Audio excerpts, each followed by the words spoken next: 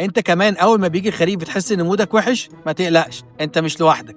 تعال اقول لك، في حاجة اسمها الاكتئاب الموسمي، وده بيحصل مع تغيير الفصول، يعني من الصيف للخريف، من الخريف للشتاء، لما النهار بيقصر والجو بيبرد، وده بيأثر على هرمونات المود في جسمك، خصوصا هرمون السيروتونين وميلاتونين. أعراضها إيه بقى؟ ملل وكسل غير مبرر، تنام كتير بس لسه تعبان، شراهة في الأكل خصوصا السكريات، وكمان عزلة ومش قادر تتكلم مع حد.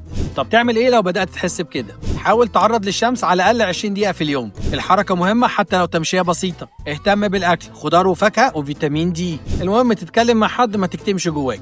لو حاسس ان الموضوع بيزيد اوعى تأخر، روح للدكتور على طول، ده ولا كسل ولا دلع ومالوش دعوة بشخصيتك. صحتك النفسية مهمة في الصيف وفي الخريف وفي أي وقت.